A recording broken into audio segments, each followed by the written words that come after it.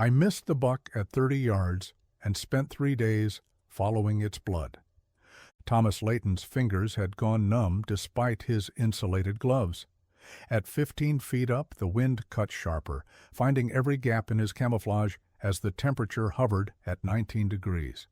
Dawn was breaking over the Pennsylvania wilderness, the November sun offering little warmth against the bitter cold that had settled into his joints overnight. 6 months since they'd buried his father, and the woods felt emptier somehow. Harold Leighton had died as he lived, stubbornly, refusing treatment until the cancer had spread too far. Thomas adjusted his position on the hard metal seat of his tree stand, ignoring the shooting pain in his lower back. At 52, the physical demands of hunting exacted a steeper price each season. 2 ridges over, Marcus Reeves fought his own battle against the elements. The 24-year-old's borrowed gear was inadequate for the brutal cold snap. His teeth chattered uncontrollably as he strained to remain motionless. Unlike Thomas, who had learned to embrace discomfort through decades in these woods, Marcus was still earning his resilience the hard way. Thomas's thoughts drifted to last season, his father, though weakened by illness, insisting on making one final hunt.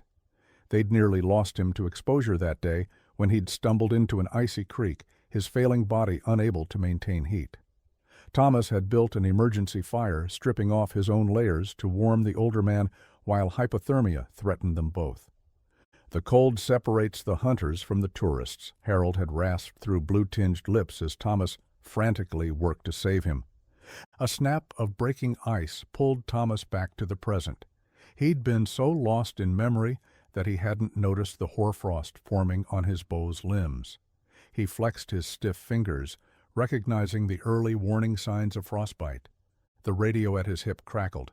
"You still alive up there, old man?" Marcus's whispered voice broke through static. "Colder than a well-digger's ass," Thomas murmured back. "Any movement your way?" "Nothing. But I found mountain lion tracks crossing the ridge trail this morning. Big one." Thomas frowned. The predator's presence would change the deer movement patterns, perhaps push them toward his position, or create an entirely different kind of danger. He reached for his thermos, finding it frozen shut. As he struggled with the cap, movement caught his eye, a flicker of brown against the white landscape. Thomas went still, his discomfort forgotten. 30 yards out, something was moving through the undergrowth, disturbing the delicate crust of ice on the forest floor. Every instinct honed over 3 decades of hunting came alive at once. Whatever suffering the cold had inflicted vanished in that moment of primal focus. Thomas silently nocked an arrow, the weight of tradition and his father's memory guiding his frozen hands. The 8-point buck materialized like a ghost from the frosted understory, steam rising from its nostrils in the frigid air. Its rack wasn't massive, but the symmetrical spread would make a respectable mount. More importantly, it represented nearly 100 pounds of meat that would sustain Thomas through the winter. The deer paused, head raised, testing the wind. At 30 yards, a distance Thomas had shot successfully hundreds of times, the buck presented a perfect broadside target. He drew back the bowstring with practiced precision, the familiar resistance of his 70-pound draw weight straining against muscles stiffened by cold and age. Thomas settled his sight pin behind the buck's front shoulder, exhaled half a breath, and released. The arrow's flight seemed impossibly slow. Thomas knew immediately something was wrong, whether it was the cold-weakened fingers that had trembled at the crucial moment or the sudden gust of wind that caught the arrow's fletching. The shot flew high, grazing the buck's spine rather than finding the vital organs below. The deer bolted with a violent kick, crashing through brittle underbrush, the carbon arrow shaft protruding from its back. Thomas's gut twisted as he watched his wounded quarry disappear into the thicket. "Damn it all to hell," he whispered, the failure settling like a stone in his chest. A clean miss would have been preferable to this. The knowledge that an animal was suffering from his mistake, that it might travel for miles before succumbing to infection, or predators if he couldn't find it. In his father's day, such a failure would have meant an all-night tracking job, no matter the weather or terrain. Thomas hastily climbed down from his stand, his stiff limbs protesting. The air felt colder now, snow clouds building to the west. A storm was coming. The radio had warned of 8 to 10 inches by nightfall.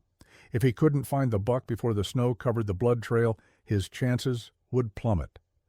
He found the first blood sign, a spray of crimson droplets staining the frost where the buck had stood. Not the heavy arterial splatter of a lethal hit, but the lighter speckles of a survivable wound. Thomas knelt, examining the sign carefully. The blood contained no bubbles from lungs, no dark venous color, just bright red surface bleeding. The buck could survive this if Thomas didn't finish what he'd started. He pulled out his radio.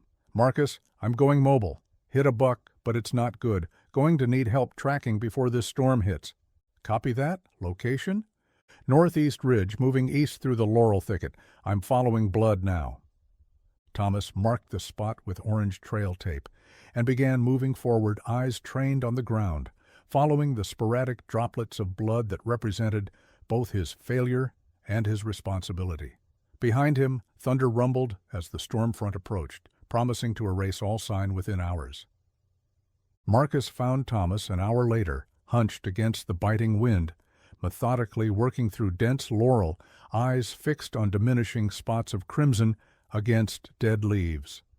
Without a word, the younger man joined the search, understanding the gravity in Thomas's furrowed brow. "Spine hit?" Marcus asked, examining the blood pattern. Thomas nodded grimly. "Caught him high, arrow still in him." "He could go for miles like that," Marcus observed. "Storms closing in fast." The temperature was dropping rapidly as the storm front approached. Already the first flakes were beginning to fall, tiny crystalline specks that would soon obliterate their only means of tracking the wounded animal. "We've got 3 hours, maybe 4, before this blood trail vanishes," Thomas said, his breath forming clouds in the increasingly frigid air. The men moved as quickly as accuracy would allow, marking each blood sign with fluorescent tape. The wounded buck led them on a desperate chase across punishing terrain, through a ravine where icy water soaked through their boots, up a steep ridge where loose shale threatened to send them tumbling back down, and into a vast rhododendron thicket where the twisted branches clawed at their faces and tore at their clothing. By midday, both hunters were showing signs of exhaustion. Thomas's arthritic knee had swollen painfully, while Marcus nursed a deep gash on his forearm from a fall on the shale slope. The snow was coming down harder now, already beginning to accumulate on the ground, gradually erasing the blood sign they desperately needed. "We need to pick up the pace," Thomas urged, limping forward, despite the pain shooting through his leg. "He's slowing down. Blood's getting heavier." 100 yards ahead, they found where the buck had bedded down, briefly, a depression in the earth stained dark with blood. The animal was weakening, but still mobile. "Look," Marcus pointed to tracks leading away from the bed. "He's dragging his right hind leg now." And the arrow must have shifted. There's more blood than before. Thomas knelt to examine the sign, wincing as his knee protested. The trail led them to the edge of a steep drop-off. Below, a half-frozen creek wound through a boulder field, treacherous terrain, even in good weather. In the deteriorating conditions, it could be deadly. "He went down there," Thomas said, pointing to blood smeared on rocks at the edge. Marcus eyed the precipitous descent dubiously. "That's suicide with this ice forming." A distant howl echoed through the valley, coyotes perhaps catching the scent of the wounded deer. "He's suffering because of my mistake," Thomas said firmly. "We go down." The descent was agonizing. Twice Thomas nearly fell, his bad knee buckling on the ice-slicked rocks. Marcus lost his footing entirely at one point, sliding 15 feet before catching himself against a tree, tearing his hunting jacket and scraping his face raw against the rough bark. At the bottom, the creek's icy water rushed around their ankles as they fought to pick up the trail again. Darkness would fall in less than 2 hours, and the temperature was plummeting toward single digits. Neither man spoke of what would happen if they were caught out here after nightfall in the coming blizzard. Dawn broke with painful clarity. the sun glinting off 6 inches of freshly fallen snow. Thomas awoke in the hastily constructed emergency shelter they'd been forced to build when darkness and the blizzard had trapped them in the back country. His body ached from the cold that had seeped through their inadequate barrier of pine boughs and fallen timber. Beside him, Marcus stirred, his face pale beneath a layer of stubble frosted with ice from his breath. The younger man's lips had a bluish tinge that worried Thomas. "We need to get moving, or we'll freeze," Thomas said, forcing his stiffened limbs to cooperate. "Build a fire first." Their fingers fumbled with the fire-starting kit, numb and clumsy from the cold. It took 3 attempts before the spark caught the tinder. The small flame was like a miracle in the frozen wilderness. "What about the buck?" Marcus asked through chattering teeth. "Still our responsibility," Thomas replied, rubbing feeling back into his frost-bitten toes. "But we need to warm up first, or we'll be the ones needing rescue." They melted snow for water and forced down frozen protein bars from their packs. Outside their crude shelter, the wilderness had been transformed. Any sign of yesterday's blood trail lay buried beneath the snow. Finding the wounded deer now would require a different kind of tracking altogether. "My dad could track a ghost through these woods," Thomas told Marcus as they prepared to move out. "Said animals write their stories on the land if you know how to read the signs." They started at their last known blood location, studying the terrain and anticipating the buck's likely path. Thomas pointed to subtle depressions in the snow, places where the deer's hooves had pushed through before the heaviest snowfall. By mid-morning, they'd covered less than a mile, fighting through drifts, sometimes knee-deep. Thomas's injured knee throbbed relentlessly, and Marcus had developed a hacking cough that concerned them both. The temperature remained well below freezing, with a wind chill that cut through their layers like a knife. They found the first new blood sign shortly after noon, crimson splashes against virgin snow where the buck had crossed another creek. The arrow wound had reopened, either from exertion or because the shaft had shifted position. "He's still moving," Marcus observed, "but slower now." The blood trail led them up another ridge where the wind howled with unobstructed fury. Exposed on the hillside, both men struggled to maintain their footing on the ice-crusted snow. Thomas slipped, tumbling 20 feet down the slope before crashing into a deadfall. Pain exploded in his side, a broken rib most likely. Marcus skidded down to help, his own exhaustion evident in his labored breathing. "We should turn back," he suggested, helping Thomas to his feet. "This is getting dangerous." Thomas shook his head, pressing a hand against his injured side. "Not yet." At the ridge top they found where the buck had bedded down again, a larger blood pool this time, melted into the snow. The animal was weakening considerably. As the short winter day began to fade, they spotted fresh tracks leading into a dense stand of hemlocks ahead. Somewhere in that darkness, the wounded buck was struggling to survive another night. So too were the hunters, as the temperature began its precipitous nocturnal plunge and clouds gathered for another storm. The third morning dawned with cruel beauty, crystalline air that burned the lungs, and a fresh dusting of powder atop yesterday's snow. Thomas hadn't slept. The pain in his ribs had made rest impossible, and concern for Marcus had grown through the night as the younger man's cough worsened, becoming a wet, rattling sound that suggested pneumonia might be setting in. "We need to split up," Thomas said as they prepared to leave their second makeshift shelter. "Cover more ground." Marcus looked skeptical. "That's how people die out here?" "We stay within shouting distance," Thomas insisted. "Work parallel, 50 yards apart. If either of us finds sign, we signal." They divided the remaining supplies, a single protein bar each, matches, their last hand warmers. Thomas's fingers were alarming shades of white and red, early frostbite setting in despite his gloves. Marcus's cough had become so violent, it occasionally made him retch. The physical toll was mounting, but something deeper than mere determination drove Thomas forward. This was no longer just about the wounded buck. It had become a test of whether he was still the man his father had raised him to be. They worked methodically through the hemlock stand, Thomas taking the downhill side while Marcus worked the ridge. The snow here was shallower beneath the evergreen canopy, but the terrain was a maze of fallen trees and jagged rock outcroppings that threatened a broken ankle with every step. Midday brought another snow squall and temperatures that plummeted toward zero. Thomas lost feeling in his feet entirely. His broken rib sent lightning bolts of pain through his torso with each labored breath. Twice he found himself disoriented, the early stages of hypothermia clouding his judgment. A distant crack drew his attention, the sound of antlers against wood. Thomas froze, listening intently. Another crack, followed by a low, pained grunt. "Marcus," he called hoarsely, "over here." Following the sounds, Thomas pushed through a dense tangle of mountain laurel.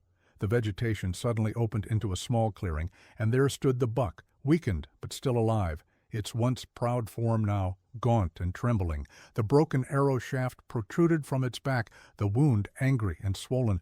The deer was too weak to flee, its eyes glazed with pain and exhaustion. It stood on splayed legs, sides heaving with labored breath. Marcus arrived, his face ashen beneath 3 days of stubble and windburn. Thomas raised his bow with arms that felt impossibly heavy, fighting through the pain of his broken rib. At 20 yards, even in his compromised state, he couldn't miss. The arrow flew true this time, striking behind the front shoulder and driving deep into the heart and lungs. The buck took 3 faltering steps before collapsing, its 3-day ordeal finally over. Thomas approached slowly, kneeling beside the fallen animal despite the agony in his side.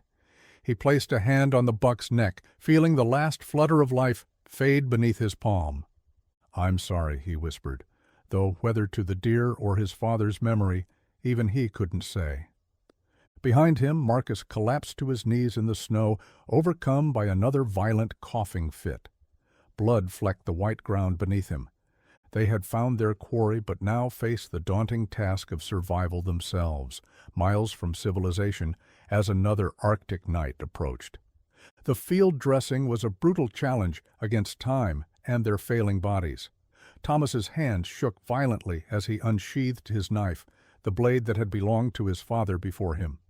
Beside him, Marcus huddled close to the small fire they'd managed to build, his coughing now producing alarming amounts of blood-tinged sputum. "Walk me through it," Marcus rasped between coughs. "Need to stay awake." Thomas nodded, understanding that the younger man was fighting to remain conscious. Hypothermia was claiming them both by degrees. "First cut, along the center line," Thomas demonstrated, his voice strained through gritted teeth as his broken rib protested every movement. "Careful not to puncture the stomach or intestines."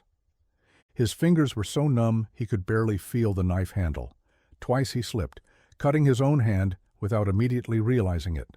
Blood, his own and the deer's, steamed in the frigid air.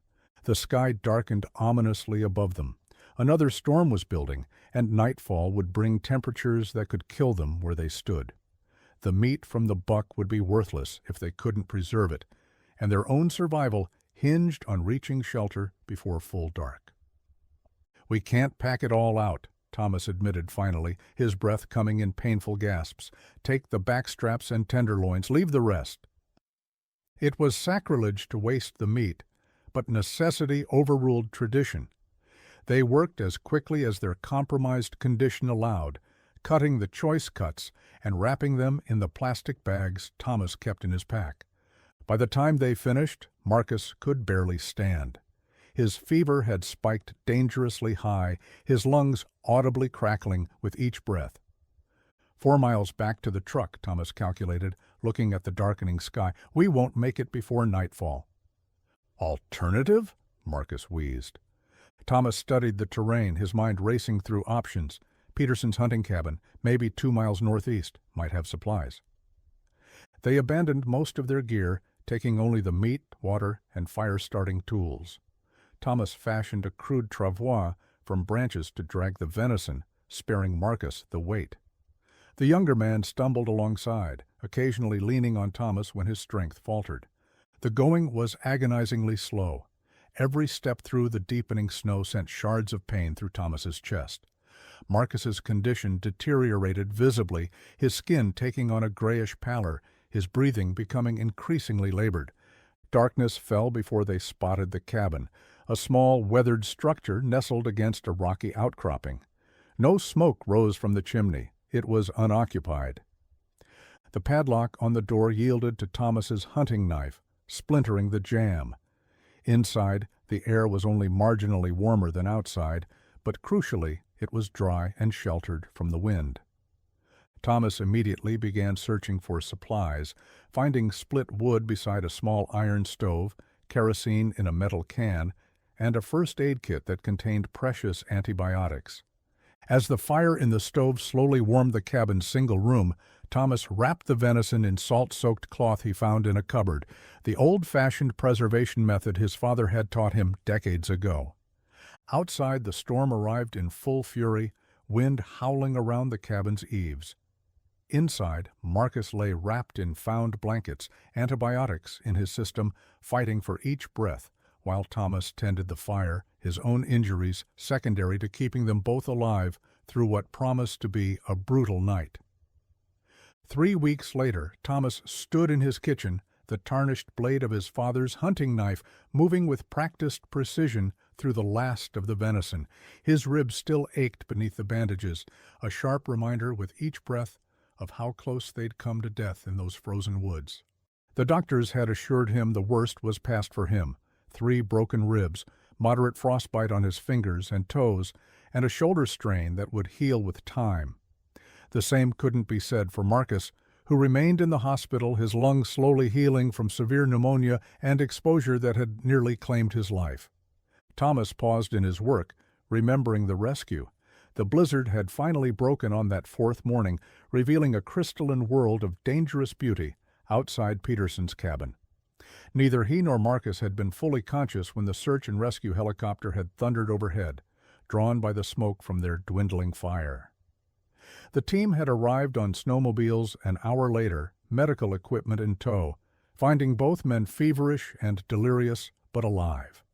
The venison they'd salvaged, remarkably preserved by Thomas's improvised salt method, lay wrapped on the counter beside them, a testament to the stubbornness that had kept them both breathing through that final night. The doctors later told Thomas they'd arrived just in time.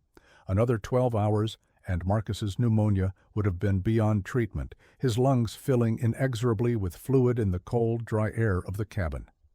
Thomas himself had been suffering from the early stages of sepsis, from the untreated cuts on his hands, the infection spreading silently through his bloodstream as he'd focused on keeping his younger companion alive. Now, in the warmth and safety of his kitchen, Thomas separated the last cuts of meat with methodical care, each slice requiring concentration as his damaged fingers protested the work. He wrapped each piece carefully in butcher paper, labeling them with precise handwriting.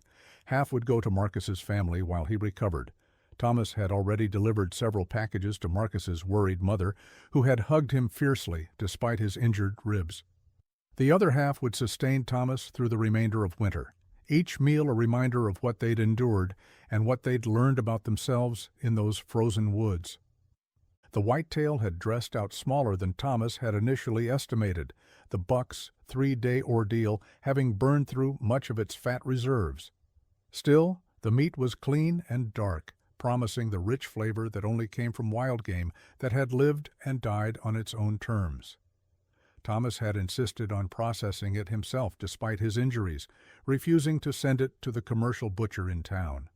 This animal had cost too much, in suffering, in risk, in dedication, to trust its final preparation to a stranger's hands. The doorbell rang, interrupting his thoughts. Thomas wiped his blood-stained hands on a towel and made his way slowly to the front door, each step measured against the pain in his side. Peterson stood on the porch, gruff and imposing in his game warden's uniform, his breath forming clouds in the cold January air. "Came to check on you," he said, stepping inside without waiting for an invitation, stomping snow from his boots onto the mat. "And to tell you they found the rest of your deer. Scavengers hadn't taken much given the cold." Thomas nodded, closing the door against the chill. I left a note with the GPS coordinates in the cabin logbook.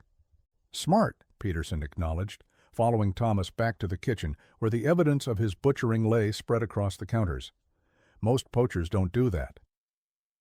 Wasn't poaching, Thomas bristled, the accusation stinging, even though he knew Peterson was merely stating fact.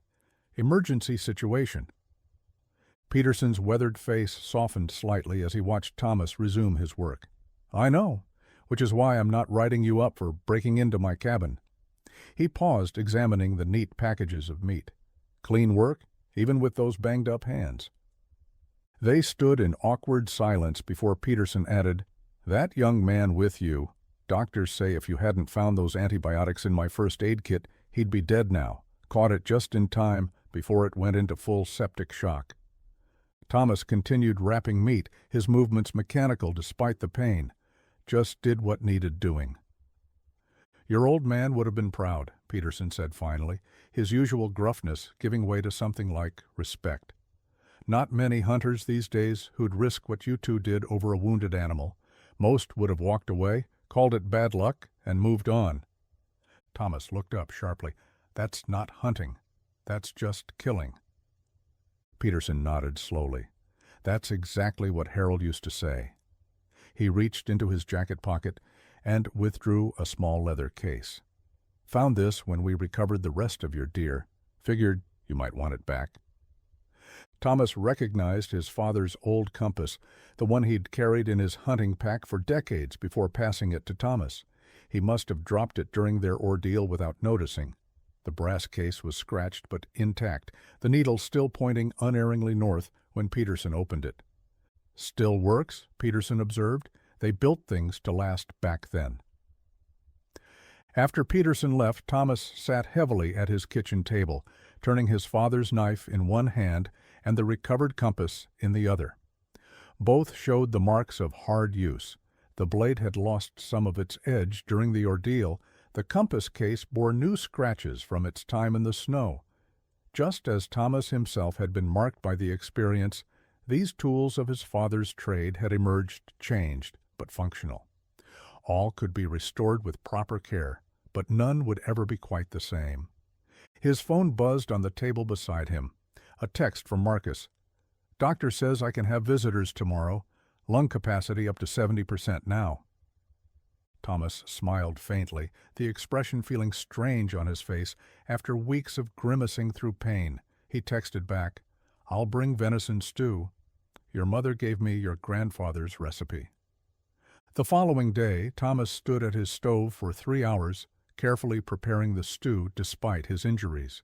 The rich aroma of venison, root vegetables, and herbs filled the small house, a scent his father had created countless times after successful hunts.